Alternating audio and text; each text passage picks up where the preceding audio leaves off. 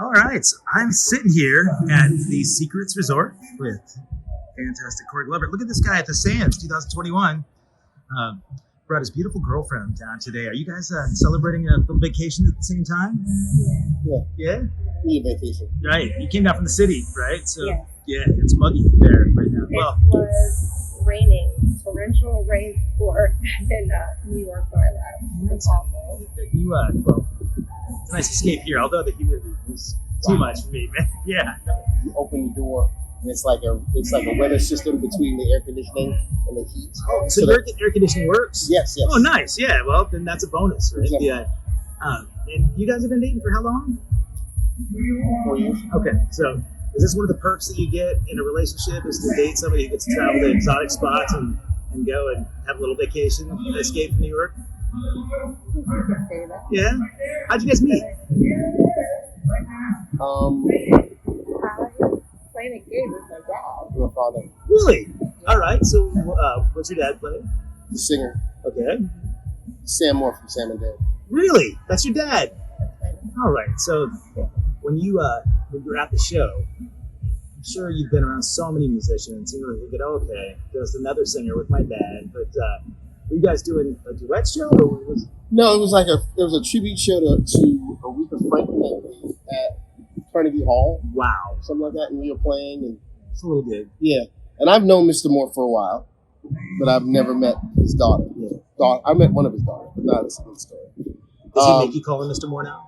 That's all you can call him. Okay, yeah, all right. Professor. Respectful. All right. How did you approach the relationship? How did you say, "Hey, is that your daughter?" No. I didn't even know that. I wasn't even trying to talk to him. I was talking to him about her. Yeah, Because he wouldn't have gone for it at all. I'm sure. Yeah. Did you approach Corey? No, Corey was really loud. Corey was making a lot of noise, Just in as general. Corey does, Okay. and he was just being very loud. And I'm like, who is this loud man? And the next thing I know, he was just saying hi to my dad, and the two of them were going at it as they always do. I mean, if you saw the two of them together, it's just Really? a So, ridiculous riot show. have you guys done a lot of stuff together? I've like I said, I've known Mr. Moore for a long time. Yeah. We've crossed paths more than once. I've asked to be the other Dave more than once, and we won't do it. And Wouldn't do it. Won't do it. He wants to keep the integrity of the original. Yeah. No, he just doesn't want me to do it. He just Oh. it's nothing to do with anybody. Anybody could be Dave. Yeah. I can't. Oh. Especially now. Now that you're dating his daughter. Yeah, exactly. So all right. So you were wondering who he was. He made all this noise. He attracted you with that. That was actually pretty Loud interesting. noise. I kept saying, "Who's that?" And my cousin was there, who was singing with my dad at the time. And I was like, "Oh, that's Corey Glover from Living Color." I was like, "Ooh." And he goes, "It's Corey Glover." And somebody introduced us, and And that was it. it went from there. Well, that's it. Yeah, in the music business, I mean, you've been around it forever, your whole life too. So, dating musicians, man, that's it's a tricky thing, right? Because we know the stereotypical musician is flaky and irresponsible, and I just recently started dating. I was married to a gal since we were 12. We were together, right? Wow. And she grew up with me knowing the personality thing, so it was never an uphill battle. Right. But I don't want to date in the music community because it's just there's too many inside people talking, right? So, but there's Johnny's doing. But I think you've got enough of a history, the Sam and Dave legacy, and Dad's looking out for his daughter, and you've been around the block, man. So I think it's a good pairing. You sing as well? Not a lick. Not a lick. All right. Do you play music? Play an instrument? Not a lick. That really helps. That helps. Yeah. What is your passion? What do you love? I'm a nurse practitioner. Are you? So I'm in the healthcare industry. Wow. Yeah. So this has been a hard couple of years. It has. Wow. Are you in? It's been something else. I applaud you. I have a lot of nurse friends that have left their jobs this last year, and I think it's such a crazy thing because for musicians, man, I'm interested to know in your perspective, most musicians that I've talked to during the pandemic, what we do is what we identified with, right? And that's our persona, Right. and it defines you. So when all that stuff stops, people have go through this identity crisis, right? Where all of a sudden our purpose is questioned. Right. And, a lot of people went through major depression. It's a really difficult thing. Not just the financial part of it, but you know, all of a sudden you realize that the thing that I did, that I was passionate about, is no longer something that I could just show up and be Corey Glover from Living Color. Right. You know? And I don't know. I mean, you've done a lot more than just Living Color, but of course, Yeah. But that's probably, you know, people know you. What you Right. Well, you know, me, I actually liked it. I liked the break. The break. It was like 16 months of like waking up in the same place. Yeah. You don't understand how much joy you get from that. Of not waking up and going, where the hell am I this week? Right. And to be in my own bed, to know exactly what's going to happen that day, which is absolutely nothing, which is fine. And I really enjoyed it. I really liked the vacation. That was a real vacation. Well, you run the studio, right? You did some stuff with Chuck. I did some work, but I did it from home. Okay. And that was the thing I could do. Yeah. That I could, I set up my dining room as a mini sort of like recording booth, and I could record stuff from there and send it off. Yeah. The joys of the internet was fun, but it didn't mean it meant I didn't have to get dressed or showered to do it. So lots of jams. Yeah. They were really funky. They were very, very I'm sure. Literally. Yeah. Well, you guys were together through the whole thing. Relationships weathered the storm, man. I mean, a lot of people just didn't, right? A lot of people had to be around each other for 16 months. Mm-hmm. And a lot of new relationships during COVID. People all of a sudden just started checking out and said, well, we're quarantined. We might as well quarantine together. Yeah, that was the relationship I developed with my pug. Actually, my dog and I became so close. I know that sounds really bad, but I was out in the woods every day with my dog, and I that was the first time that I've ever slowed down. Right? I mean, that's and you definitely know the hustle. Yeah. Just the grind, man. If you're going to make any movement in the music business, you're always moving. And you've been in the entertainment business, the acting, man, for sure. Like, Platoon was like the first thing, right? That you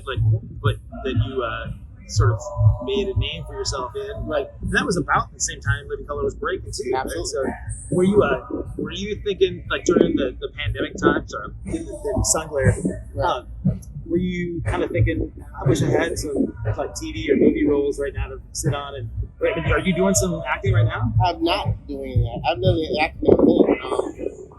And I wasn't concerned one way or the other.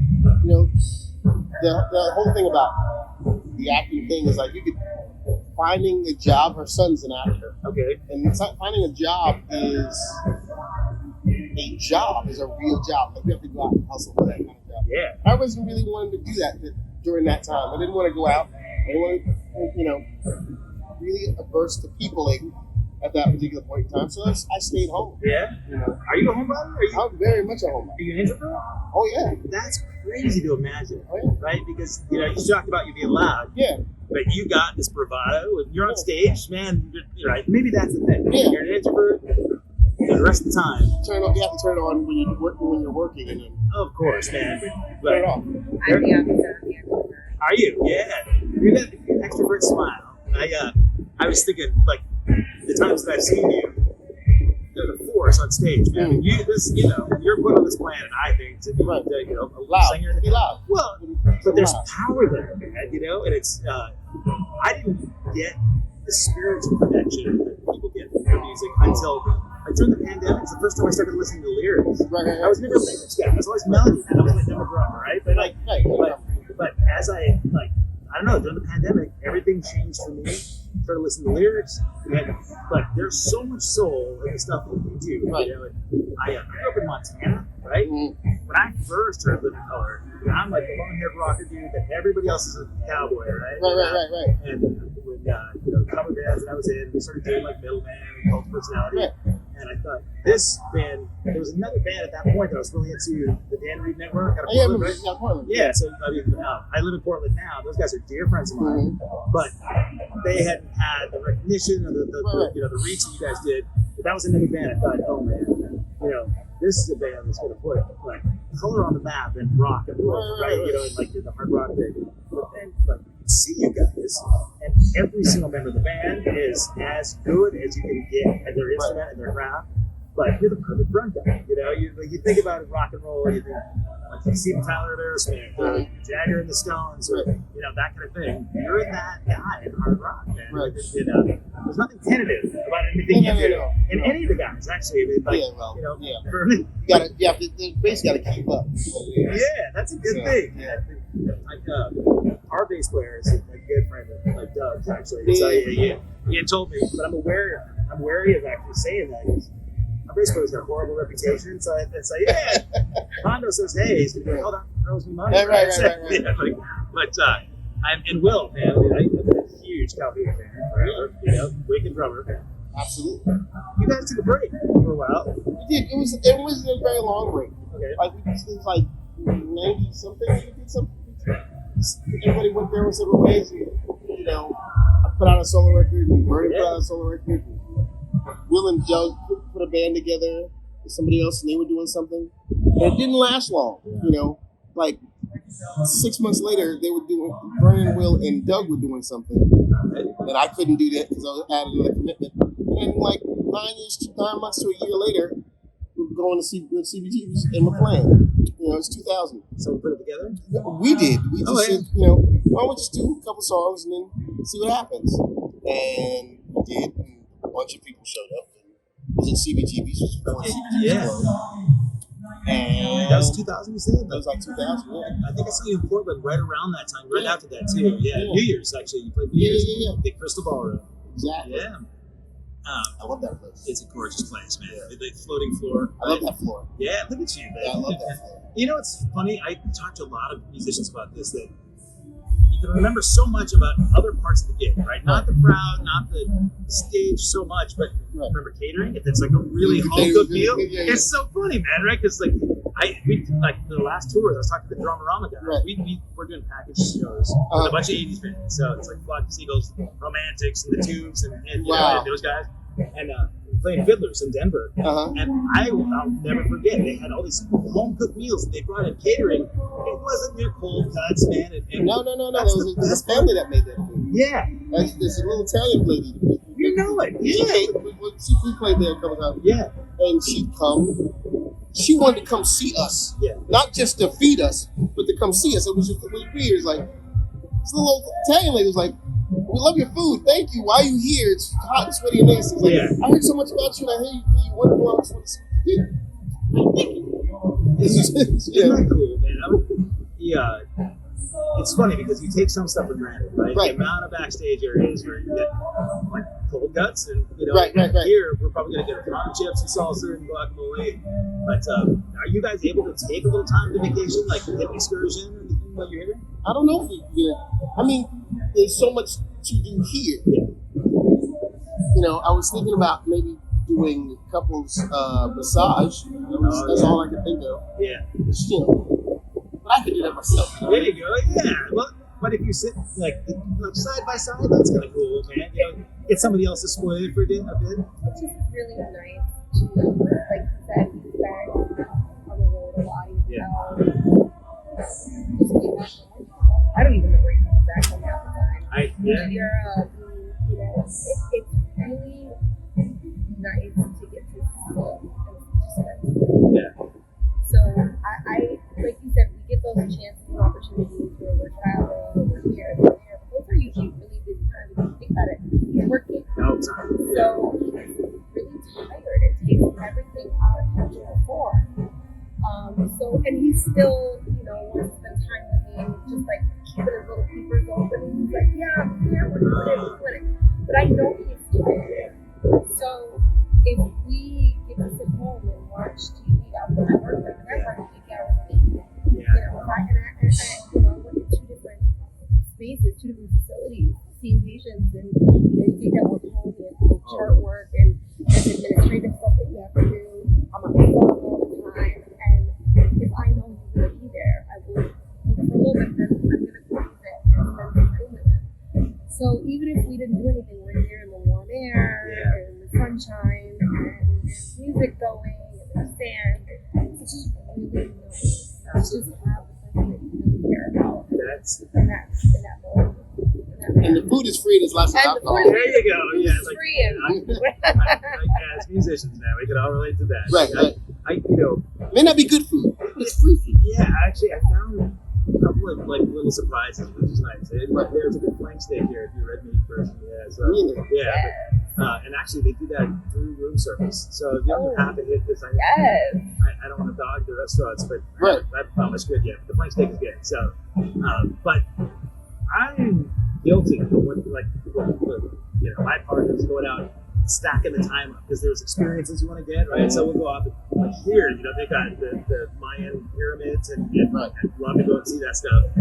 But at the same time, being able to just slow down and stop is important. And that's another thing I found in the pandemic. I don't know about for you guys, but being able to, I never had balance because I was like, wait a minute, I've been hustling for years now, That's just the thing, I had a chance to stop. She didn't. Yeah, you're working hard.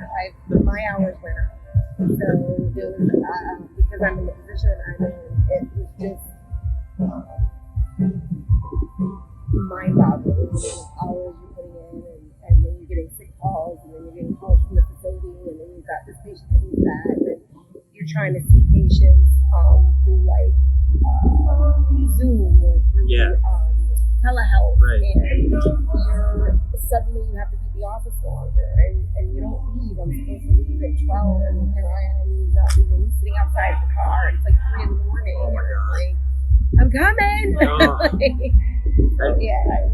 It was a complete opposite shift where I was, able to be home a little bit more and work a little bit less before the pandemic, because I was doing a lot of different things, but I ramped up and he slowed down. I'm curious about identity stuff, right? So you talked about how you did all sorts of other projects when you had a break. I know that you were working with Chuck, and you that project with George Lynch. You were talking about a new project. Disciples of Verity. Disciples of Verity. Just that illustrator came up for that.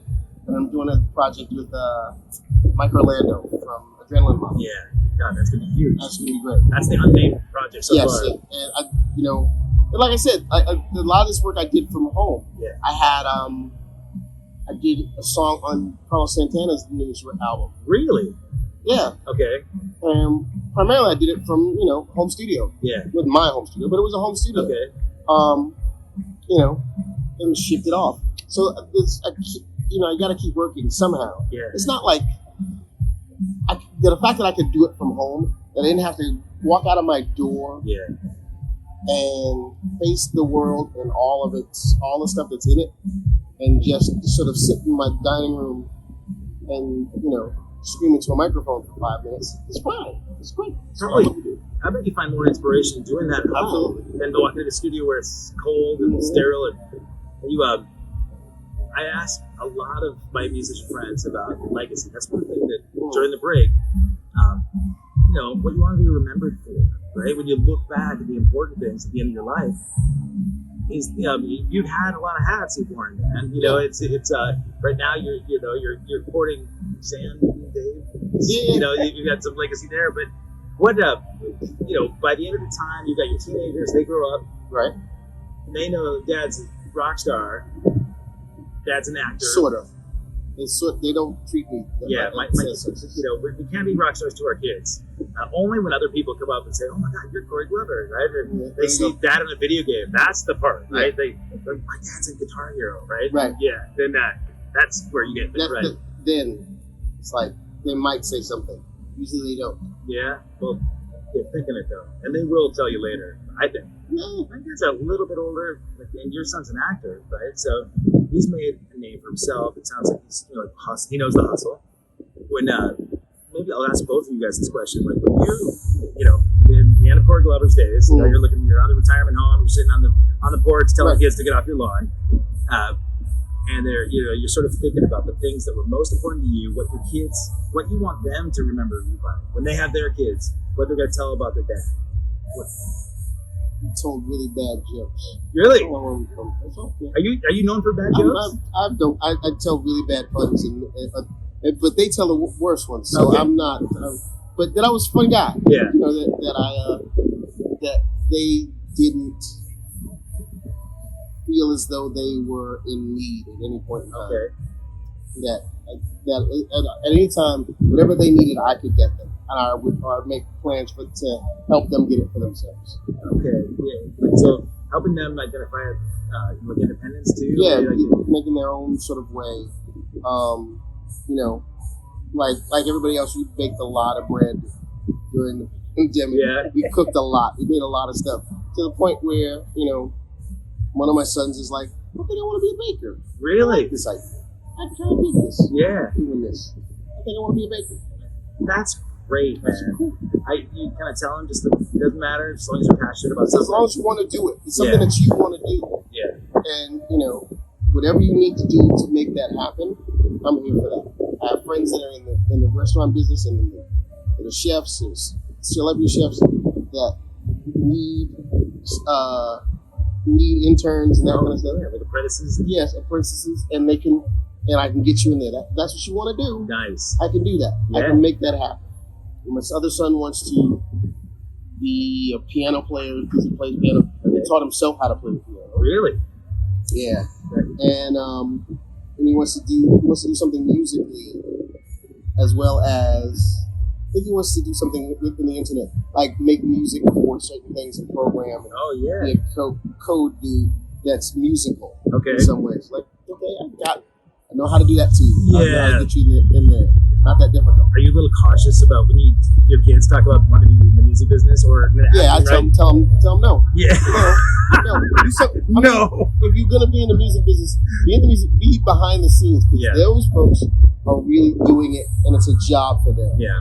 And it's a job that they have passion for, and they really want to do it. This shit, I don't recommend to anybody. Yeah. Right, man. Well.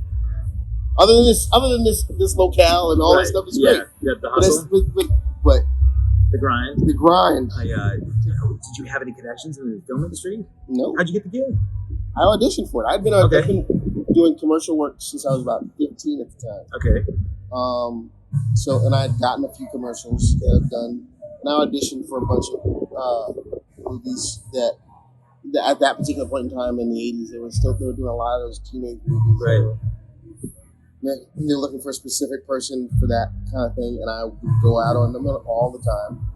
And Platoon was one of the things I auditioned for, and didn't think of it. I auditioned for it. I got a call back, and nothing happened.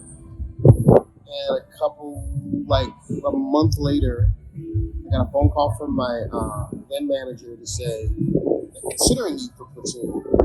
Do you have all your shots?" It's like, why? Because it's the shooting in the Philippines, so you have to have all your shots.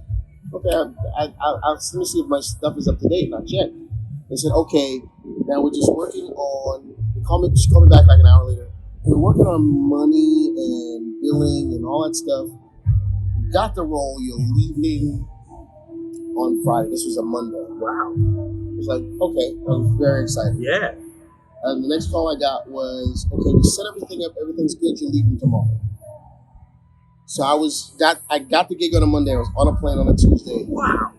I was in the Philippines for the next 3 months then on. And it was a whirlwind. I'm still to this day really don't know how or why I got the job.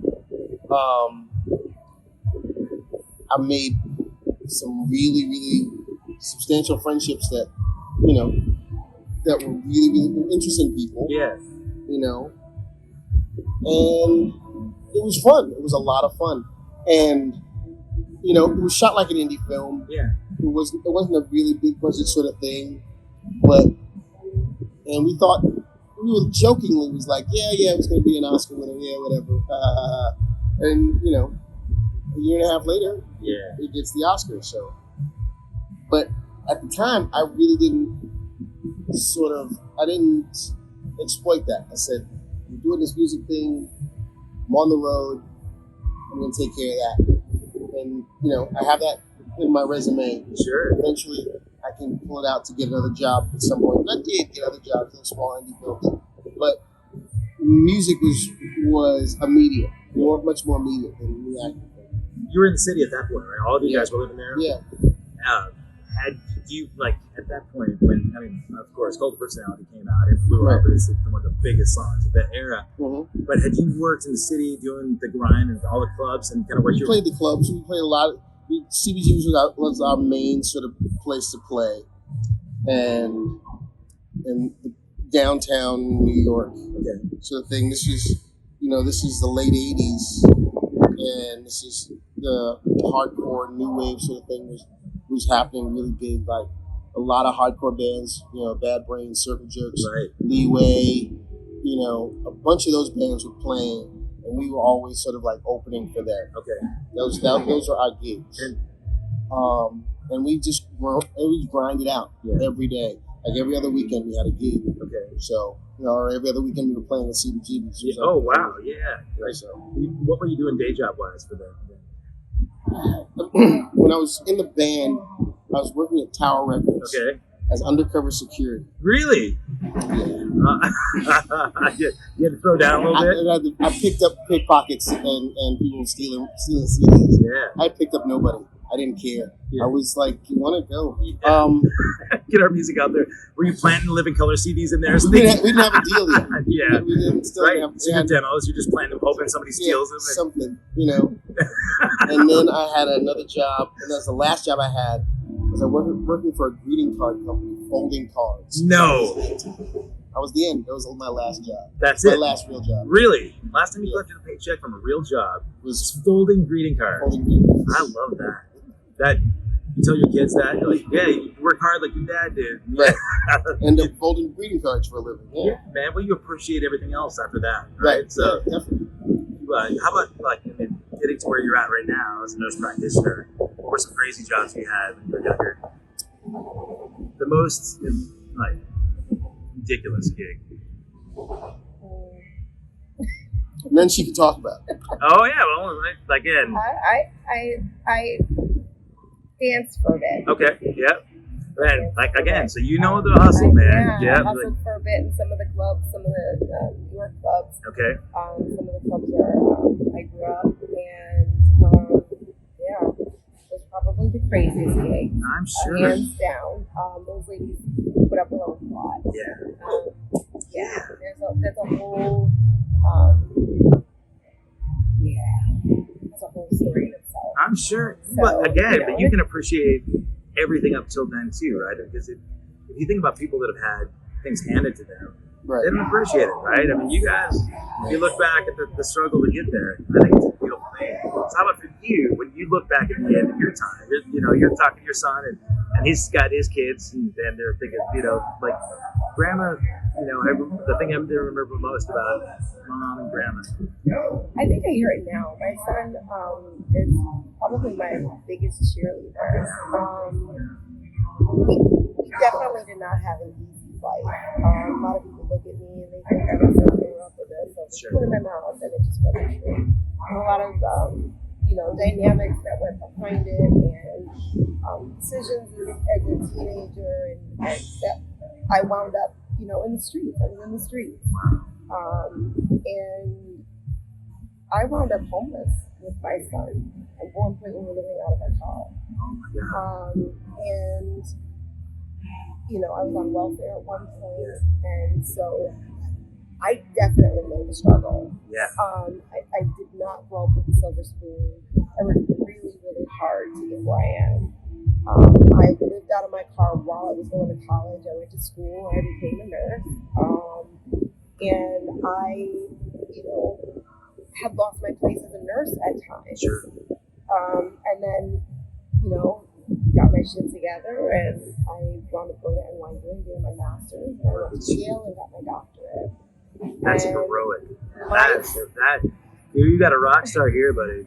Really. I listen to my son talk to his friends about me now and say things about me, and I'm just like, he thinks about me now? I thought I was this horrible mother. You earned every bit of that. Having my kid in the streets, dragging him here and there, no stable place to live, and my kid talks about how wonderful his mother Oh, is. that's And beautiful.